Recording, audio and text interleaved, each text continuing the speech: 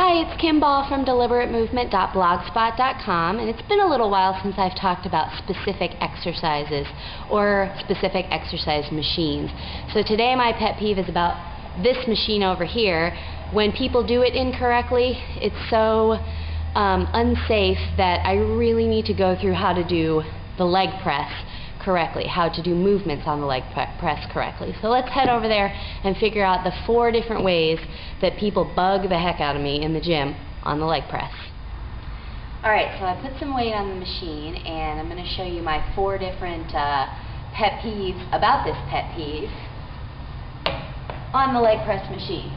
Number 1, when I see a lot of people on this machine, they either don't realize that there's a safety on the machine, or they just don't realize that their legs can move more than just a small degree.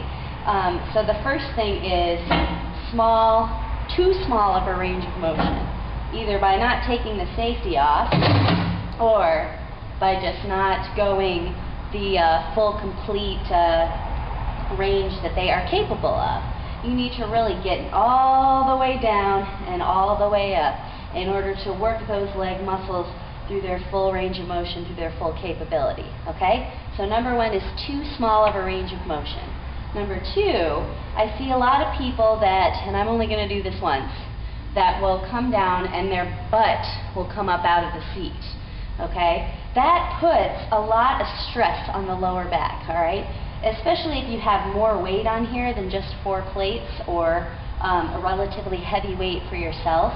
If you are coming down and your butt is coming up off of the seat like this, it's going to transfer all of this pressure and all of this force right into your lower back, okay?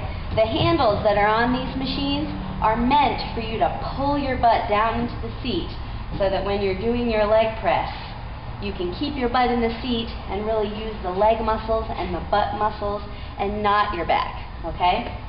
Number 3, this one is probably the thing that bugs me the most, is seeing people not set up their legs so that they're in the correct position, okay? This is a good rule of thumb. Your knees should always be on the outside of your feet, okay? So if your feet are together on the leg press, then that's okay. This works well. Your knees can't really fall in. It's hard to do this improperly.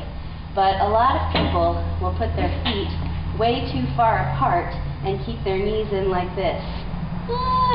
That puts a lot of stress on the inner part of the knees, a lot of stress on the arch of the foot, and it's actually going to create imbalances in the hip so that you have problems with injuries later on. If your feet are going to be out this wide, I suggest turning them out and keeping your knees out past your feet, okay? Otherwise, most time you're on the leg press and you're not doing a wide stance, your feet, your knees, your hips should always be in the same line, okay? So this is what I want to see, not this, and definitely. Number 4, you can also do a different exercise on this machine than just the leg press. You can do a calf raise. Now this is what I would suggest for a calf raise. It should look like this. See how the knees are straight and you're only moving at the ankle joint, okay? Let me wrap this. Your calf muscle right here attaches across the ankle and across the knee. So if you want to use it the most effectively that you can, you need to either use it at one joint or the other. So if we're using it on this machine, we need to take the knee out of the equation by straightening it, okay?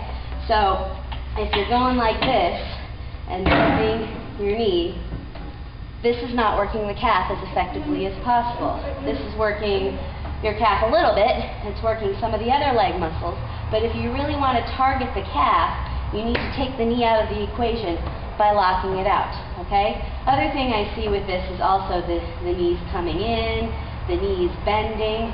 Take the knee out of the equation. And please stop doing this.